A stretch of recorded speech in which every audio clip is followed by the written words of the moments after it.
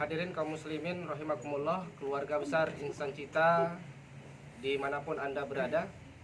Pada malam hari ini setelah usai berbuka puasa tadi kita laksanakan di wilayah Kecamatan Montong Gading bersama alumni HMI atau KAHMI yang berada di wilayah 3 kecamatan yaitu Montong Gading, Sikur, dan Terara. Nah, alhamdulillah pada malam hari ini kita akan lanjutkan tadarus pikiran kita, tapi ini kita majukan. Yang semula kita laksanakan setelah sholat taraweh, tapi pada malam hari ini karena dirangkaikan dengan acara buka bersama oleh KAHMI Lombok Timur di Rayon 3, sehingga jadwal diskusinya kita majukan setelah berbuka bersama. Telah hadir di samping kanan saya ini Bang Hidayat, kemudian di sebelah kiri saya ini Bang Safarudin, Ketua KAHMI Lombok Timur. Di mana pada malam hari ini kita akan coba mengupas dan mengulas, ya tidak hanya mengupas tapi mengulas bagaimana gagasan KAHMI tentang peradaban Qaryah Thayyibah nih Bang Ketua. Nah, jadi kita ingin mendengar publik atau keluarga besar Insan Cita ingin mengetahui dan ingin mendengar bagaimana gagasan peradaban Qaryah Thayyibah ini diimplementasikan di KAHMI Lombok Timur. Nah, kira-kira seperti apa? Bisa kita mulai dari Bang Hidayat atau Bang Safarudin? Silakan Pak Ketua. Baik. Assalamualaikum warahmatullahi wabarakatuh. Waalaikumsalam. Alhamdulillah wassalatu wassalamu ala Rasulillah wa ala alihi washabihi wa mawalah. Para pemirsa yang berbahagia, khususnya keluarga besar Hijau Hitam wilayah 3. Alhamdulillah pada malam hari ini kita bisa bertemu bersilaturahim keluarga besar HMI dalam rangka kita mengupas, karena tadi saudara moderator Ketua YIC mengupas tentang gagasan peradaban Qaryah Thayyibah yang lama ini ya menjadi diskusi kita di berbagai forum, khususnya di forum KAHMI. Bagaimana ini kita bisa implementasikan gagasan besar yang sudah terbangun oleh KAHMI beberapa tahun terakhir ini. Saya kira terkait dengan gagasan daripada Qaryah Thayyibah ini, mungkin penting juga kita pahami dulu apa sebenarnya gagasan yang kita munculkan tentang Qaryah Thayyibah ini. Jadi Qaryah Thayyibah ini sebenarnya adalah membangun sebuah peradaban untuk bagaimana tercapainya tujuan dari sebuah desa atau tercapainya sebuah tujuan daripada kehidupan bermasyarakat di suatu desa atau di suatu daerah. Bagaimana berbagai program yang ada di desa itu bisa terintegrasi untuk meraih sebuah tujuan Thayyibatun Warbun Ghafur itu sebenarnya. Ya. Menjadi desa yang makmur, menjadi desa yang bahagia, menjadi desa yang sejahtera. Ini kan tentunya akan bisa terrealisasi kalau gagasan ini bisa kita memulai dengan tahapan-tahapannya tentunya. Tapi paling tidak bahwa apa yang kita lakukan sekarang ini sebenarnya sudah mulai kita, misalnya dengan membangun ekonomi di satu desa ya. Ini adalah bagian. Tapi sekarang bagaimana supaya ini termanage ya, terstruktur, terorganisir dengan baik sehingga semua potensi itu bisa mendorong agar menjadikan desa atau masyarakat itu menjadi masyarakat yang Qaryah Thayyibah. Nah, oleh karena itu saya kira gagasan besar ini harus kita mulai dari keluarga besar Hijau Hitam ini yang membangun komitmen yang kuat untuk bagaimana kita bisa membangun ini. Yang kedua adalah bagaimana kita bangun sinergi dengan kader-kader HMI yang punya potensi yang luar biasa. Ada yang bidang pemberdayaan ekonomi, ada yang bidang pemberdayaan sosial kemasyarakatannya, ada yang bidang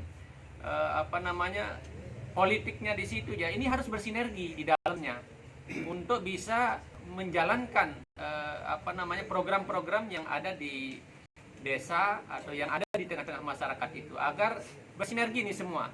Karena tidak akan bisa berjalan ya kesejahteraan itu misalnya kalau tidak bersama-sama potensi-potensi yang ada itu. Maka dengan kehadiran kita malam hari ini juga ini kelihatan bahwa potensi yang dimiliki oleh kader-kader HMI, alumni-alumni HMI ini sebenarnya luar biasa. Tinggal bagaimana kita bisa satukan, kita bisa gotong royongkan untuk jadikan sebuah gagasan besar ini bisa kita realisasikan.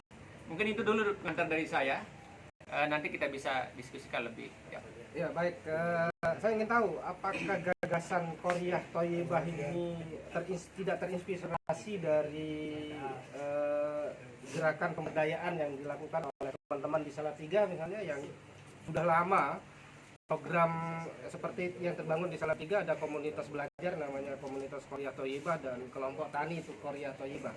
Nah kalau di sana jelas segmen yang ingin diangkat itu adalah bagaimana mencoba membangun dunia pendidikan dengan model kurikulum berdasarkan keinginan dan kebutuhan dari anak-anak. Jadi mereka terlepas dari kurikulum mereka. Kan mereka tidak mewajibkan warga belajarnya itu untuk mengikuti ujian nasional. Nah, ini salah satu komunitas yang salah satunya yang program yang dilaksanakan di komunitas Qoryah Thoyibah yang dibangun di Salatiga. Bahkan sekarang kalau kelompok taninya itu sudah menyebar di 27 kabupaten kota informasinya. Nah, inspirasi apa yang kemudian melatar belakangi kami Lombok Timur sehingga agenda gagasan peradaban Qoryah Thoyibah ini coba dikembangkan di Kabupaten Lombok Timur? Karena kalau kita berbicara masalah distribusi program di desa sudah ada program ADD, ada alokasi dana desa untuk pembangunan desanya. Lalu kemudian kalau misalnya kami mau masuk, polanya seperti apa? Kalau kami mau masuk di program desa misalnya untuk pengembangan desa Qoryah Thoyibah ini? Ya, saya kira gagasan Qoryah Thoyibah ini muncul juga saya kira berawal dari referensi-referensi yang pernah kita baca. Salah satunya misalnya sebuah penelitian di Lembaga Pendidikan Aisyah punyanya Muhammadiyah. Itu juga saya coba baca, ternyata di situ konsep tentang Qoryah Thoyibah ini sangat-sangat lentur dan sangat-sangat luas sifatnya ya. Tidak kaku. Misalnya tadi disampaikan, bagaimana dengan ADD? Di mana peran kami masuk di situ untuk bisa mengambil bagian dalam rangka mensukseskan desa Qoryah Thoyibah ini? Saya kira keberadaan daripada desa misalnya sekarang ini sangat membutuhkan sebenarnya peran-peran pihak-pihak ketiga. Salah satunya misalnya kami masuk di dalamnya, menjadi bagian daripada desa itu adalah bagian daripada potensi yang kita jadikan sebuah kekuatan, ajak menjadi kemitraan, ya, menjadi kemitraan kita. Bahkan sebenarnya desa harus lebih welcome gitu, lebih terbuka kepada lembaga-lembaga pemberdayaan masyarakat ya, untuk mengajak bagaimana dia mencapai tujuan mensejahterakan masyarakatnya. Misalnya dulu saya pernah mengikuti visi misi daripada salah satu calon kepala desa ya, calon kepala desa Lando. Dia menyampaikan ingin menjadikan desanya menjadi desa yang baldatun thayyibatun warabun ghafur. Nah, ini saya kira konsep gagasan daripada Qoryah Thoyibah ini sangat-sangat dekat, sangat-sangat bagus untuk bisa meraih yang itu. Nah, maka bagaimana kami sekarang masuk di situ agar bisa bermanfaat, dana desanya itu bagian daripada potensi yang bisa kita manfaatkan untuk membantu dia meraih visi misinya itu gitu. Dan saya kira memang apa yang disampaikan oleh Ketua YIC tadi itu, pengalaman di Salatiga misalnya, itu juga saya kira penting ya, karena itu adalah sebuah kesuksesan ya, kita juga bisa belajar, bisa mencontoh untuk bagaimana kita bisa terapkan di desa kita. Karena di Salatiga itu memang sudah menjadi sebuah daerah yang luar biasa maju dan sudah bisa merasakan oleh manfaat, bisa dirasakan oleh masyarakat gitu. Misalnya begini, saya katakan bahwa program Qoryah Thoyibah ini adalah program yang lentur gitu ya, jadi tidak kaku, tidak kemudian lahir dari sebuah program dari atas sudah seperti ini, tapi kita gali potensi yang ada di situ. Apa sebenarnya yang diinginkan oleh masyarakat di desa itu?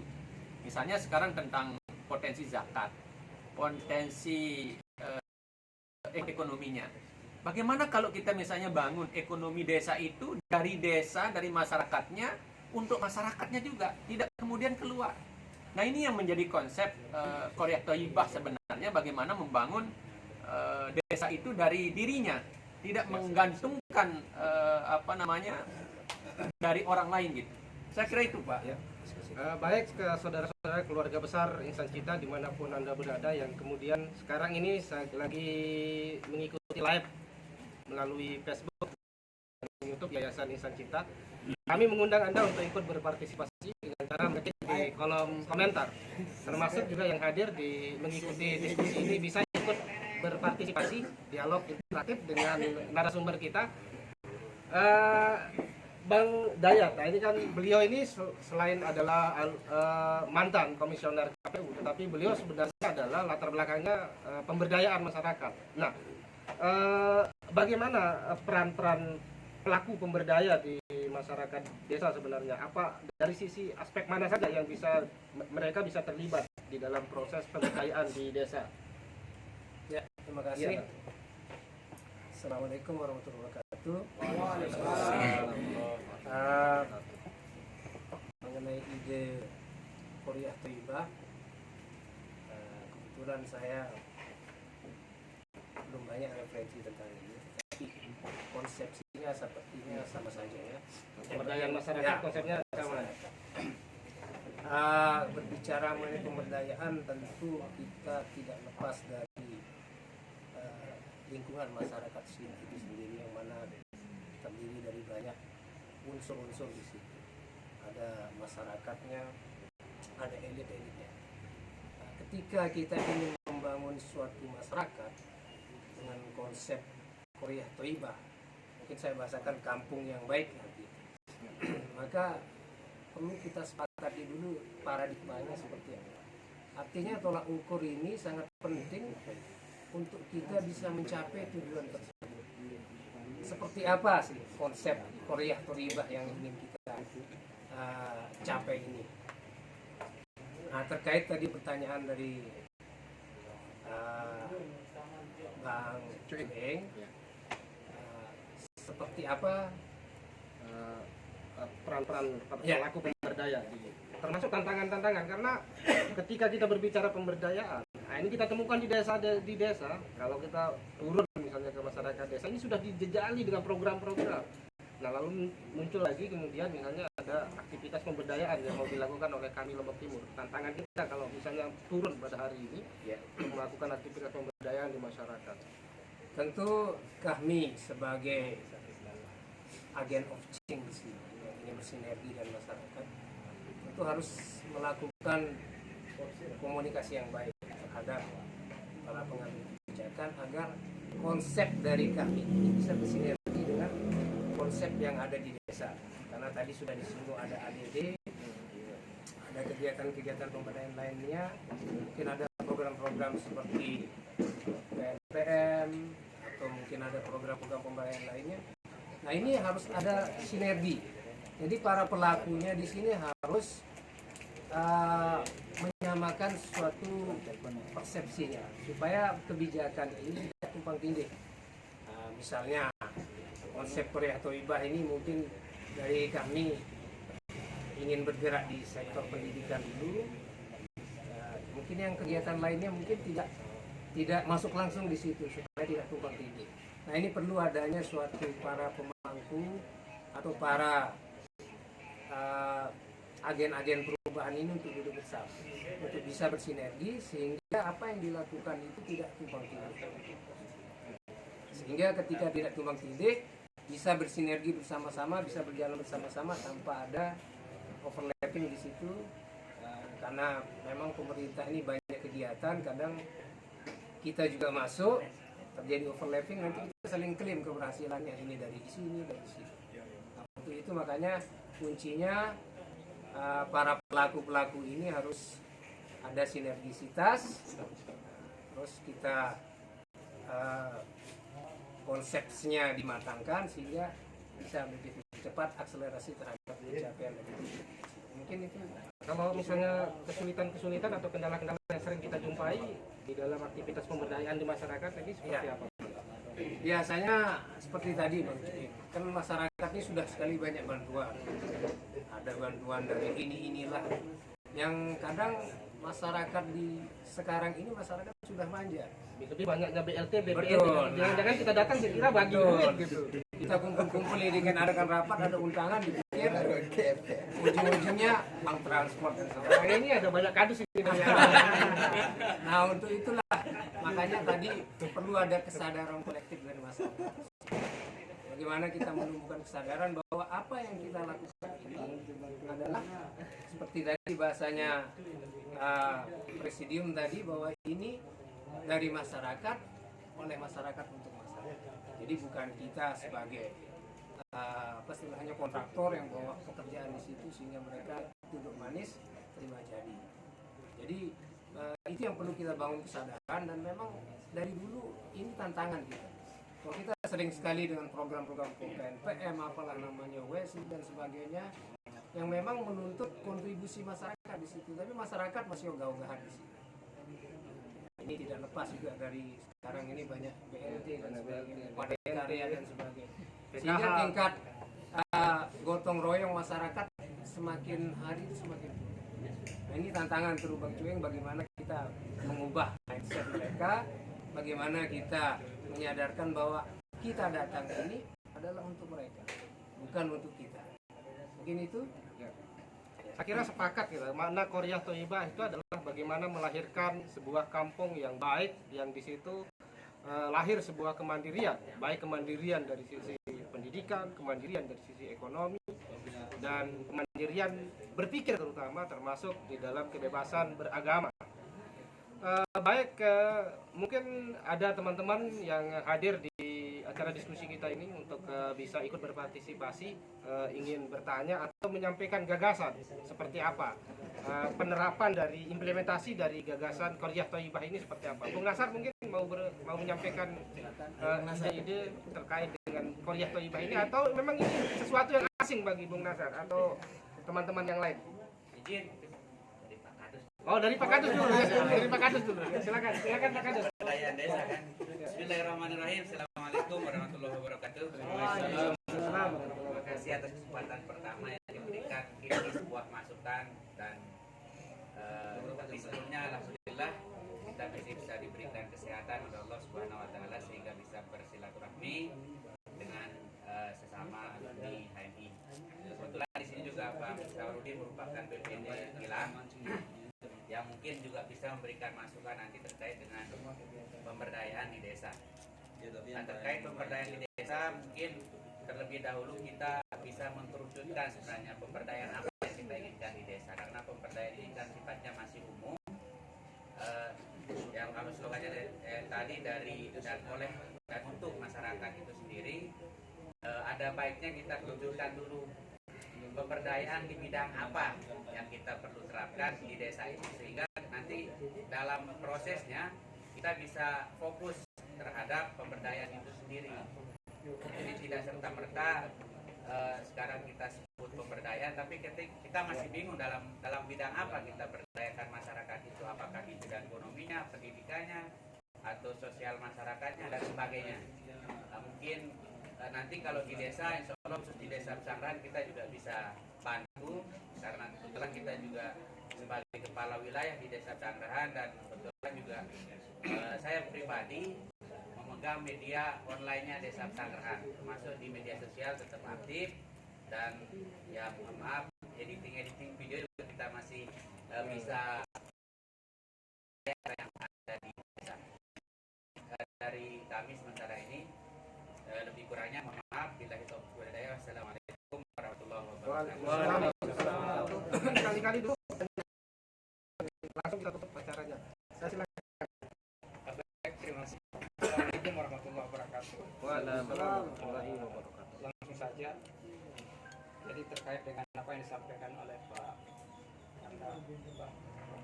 Presidium tadi dan Bang Dayat, pertama tadi terkait dengan ADD. Secara kebetulan saya di Desa Jegi Utara menjadi DPD dan Dan sedikit tadi ada kaitannya dengan apa yang disampaikan oleh beliau, bahwa konsep kita adalah bagaimana kemudian ini ADD ini lebih kepada bagaimana kita bisa memberdayakan masyarakat desa. Namun selama ini karena mungkin ini baru 3 bulan begitu kami di desa, sehingga jarang sekali saya lihat desa-desa ini bagaimana kemudian mereka membangun ekonomi masyarakat begitu, lebih kepada fisik misalnya. Kalau di ADD, kalau DD misalnya saya lihat di sana rata-rata banyak yang fisik, tetapi kemudian yang ingin kita lakukan ke depan adalah bagaimana kemudian kita bisa membangun dari segi ekonominya ataupun pemberdayaannya begitu. Jangan kemudian fisik saja, tapi pemberdayaan juga harus ada begitu, walaupun tidak besar. Seperti yang dikatakan oleh Bang Dayat tadi juga, bagaimana kemudian kita juga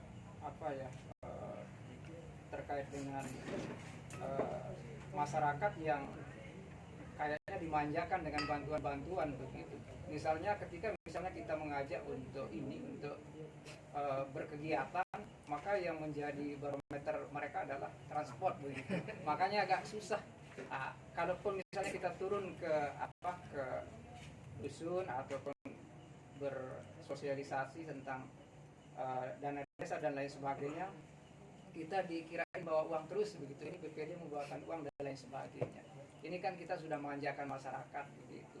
Nah, artinya dengan apa yang disampaikan tadi, bahwa ke depan mudah-mudahan ini bisa terrealisasi, kita bisa memberdayakan masyarakat melalui ADD ini dalam bentuk, mungkin kalau saya lebih sepakat kepada perekonomiannya begitu. Nah, sehingga mereka merata dan bisa merasakan secara langsung dampak daripada ADD tersebut. Itu saja mungkin, terima kasih. Assalamualaikum. Waalaikumsalam warahmatullahi wabarakatuh. Ya, satu lagi Bung Dasar, biar nanti sekali-kali dijawab. Ya, silakan Bung Dasar.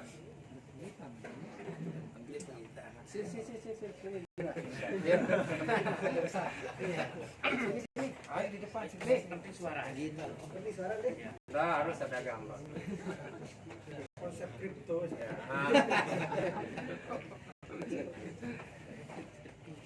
Bismillahirrahmanirrahim. Assalamualaikum warahmatullahi wabarakatuh. Waalaikumsalam. warahmatullahi wabarakatuh. Kalau saya sederhana saja, kalau misalnya kita bisa konsen di pemberdayaan ekonomi, karena rohnya di masyarakat itu adalah ekonomi.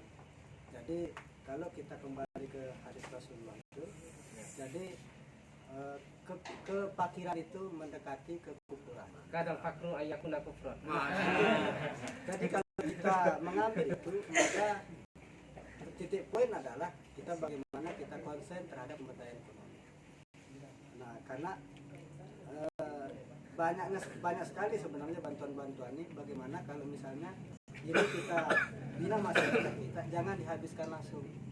Contoh bantuan-bantuan ini sebenarnya banyak yang tidak produktif kalau saya lihat. Tidak produktif, kenapa? Karena begitu dapat sudah habis, begitu dapat habis. Coba kalau bisa ini kita bina masyarakat kita, buat kelompok-kelompok kecil. Lalu dana yang didapatkan misalnya 400 atau 500 ribu per 3 bulan itu, ayo kita bangun di situ. Kalau misalnya ada 20 orang, 10 orang, ekonomi kreatif lah, misalnya buat kemasan apa, sehingga di situ masyarakat kita yang tadinya berada di posisi penerima manfaat PK itu akan beralih menjadi pemberi manfaat. Kenapa? Karena mereka sudah tidak lagi menerima sedekah terus, menerima zakat terus. Tadi karena mereka sudah bisa menghasilkan ekonomi. Nah, menurut hemat saya, bagaimana kalau Korea Thaibah ini kita plot dan kita konsentrasi kepada pemberdayaan ekonomi. Itu saja mungkin dari saya. Sekian, assalamualaikum warahmatullahi wabarakatuh. Waalaikumsalam warahmatullahi wabarakatuh. Ya, jadi dari 3 penanya kita tadi sangat jelas sebenarnya, hampir semuanya satu bahasa, bahwa kami Lombok Timur harus punya lokus gerakan atau bidang apa yang menjadi prioritas dari pendampingan gagasan untuk pelaksanaan implementasi program Korea Thaibah ini dilaksanakan. baik Bung Nasar maupun Bung Oji tadi dengan Pak Kawil mengatakan bahwa sebaiknya kami Lombok Timur lebih fokus kepada pengembangan sumber daya manusia dan ekonomi, terutama di bidang ekonomi. Seperti apa program yang mau dilaksanakan untuk pengembangan ekonomi. Karena kalau tidak salah di kami sendiri sudah menginisiasi program BLT Wisata Syariah misalnya. Nah kalau kita merujuk misalnya di program teman-teman yang sudah diinisiasi oleh Bahrudin namanya di Salatiga, yang menginisiasi program Qaryah Thayyibah ini, kalau mereka itu pemberdayaan petani, petaninya itu diberdayakan mulai dari pengadaan bibitnya mereka sendiri yang mengolah bibit pertaniannya, kemudian mereka juga mengelola peternakan, buat pupuk, sudah menjadi kelompok tani yang organik. Bahkan 2016 yang lalu sudah Jokowi langsung bertandang ke kelompok tani mereka.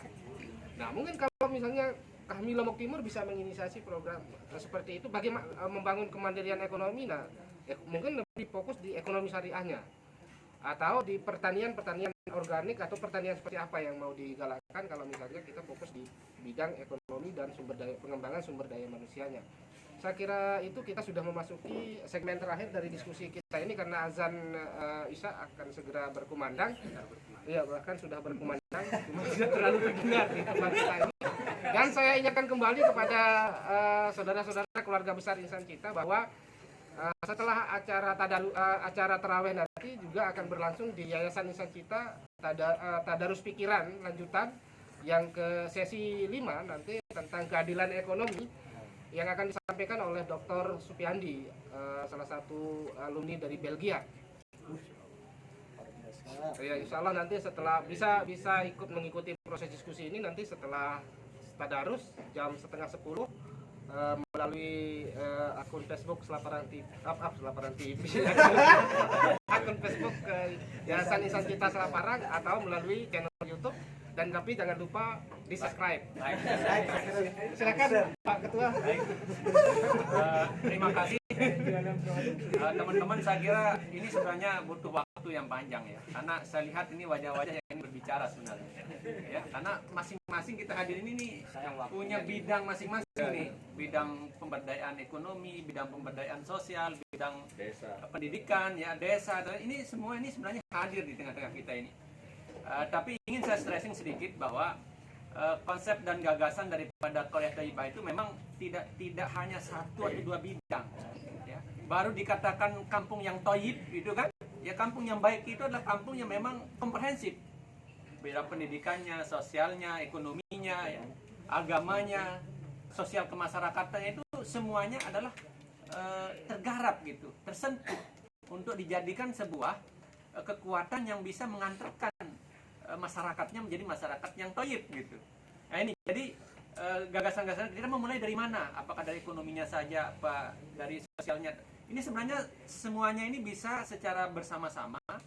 Namun tentunya penting tadi untuk menjawab beberapa pertanyaan, penting untuk kita sosialisasi ya, sehingga tidak membangun persepsi masyarakat kalau kita hadir sebagai lembaga pemberdayaan ini, yang ada di kepalanya itu adalah dapat bantuan gitu. Jadi ini penting sosialisasi tentang program Qaryah Thayyibah, kemudian bisa membangun persepsi kita yang utuh tentang konsep Qaryah Thayyibah, sehingga menghilangkan persepsi masyarakat tentang bantuan dan bantuan terus gitu.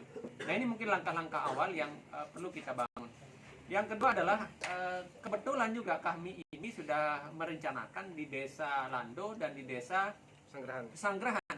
Saya kira ini akan menjadi pilot project dulu ini, pertemuan kita di sini dan diskusi tentang ini. Makanya Ketua YIC ini tepat gitu mengajak kita berdiskusi tentang Qaryah Thayyibah ini. Kebetulan ada 2 desa ada di wilayah zona 3 ini gitu. Nah maka sekarang ini kita coba untuk memulai dengan potensi yang ada ketua BPD yang di situ punya peran terkait dengan ADD, ada Kawil yang saya kira secara teknis gitu. Tapi mungkin tidak terlalu besar dulu. Boleh saja kita mulai dari desa A, desa Pesanggahan misalnya, tidak perlu tingkat desanya. Boleh juga kita mulai dari tingkat dusun gitu lah, atau di wilayah itu gitu. Jadi kampung yang kecil gitu itu akan menjadi kampung yang besar. Kita mulai dari desa yang kecil akan menjadi negara yang besar gitu kan. harapannya ke depan itu. Saya kira itu dari saya. Terima kasih. Ya, silakan Bang Dayat di closing statement Iya. atau sekaligus menanggapi apa yang disampaikan oleh para penanya kita tadi. Mungkin proses statement. Iya. Jadi mungkin kalau bisa saya simpulkan sedikit beberapa statement teman-teman atau pertanyaan. Jadi intinya Qoriyah Thayyibah ini bagaimana kita ingin menciptakan masyarakat baldatun Walaupun Jadi untuk menuju itu kita harus mulai dari membangun kesadaran karena ini bicara bukan satu dua orang, melainkan banyak orang, maka kita harus membangun kesadaran kolektif. Bagaimana kita merubah mindset masyarakat yang semula mungkin kita bisa bilang malas atau a priori atau mereka tidak ingin terlibat aktif, hanya duduk-duduk tiba-tiba ada dapat bantuan. Nah, ini yang kita rubah mindset. Tentu untuk melakukan itu tadi sudah disebutkan oleh Ketua Presiden bahwa kami ini bergerak di semua bidang. Mungkin bagaimana dari sisi pendidikan, sosial dan sebagainya, sehingga masyarakat yang apatis tadi, masyarakat yang pasif tadi bisa bergerak dan punya kesadaran kolektif untuk sama-sama membangun tadi Qoriyah Thayyibah sehingga tercapailah tujuan yang tadi Thayyibun Warubun. Jadi mungkin itu. Ya, jadi terima kasih banyak kami sampaikan kepada Ketua kami dan Bang Dayat yang telah menyampaikan pikiran-pikiran beliau tentang bagaimana implementasi dari program Qoriyah Thayyibah ini. Jadi sesungguhnya Qoriyah Thayyibah ini adalah bagaimana menginisiasi sebuah kampung yang mandiri dengan menghadirkan insan-insan pemberdaya atau para mubalik-mubalik.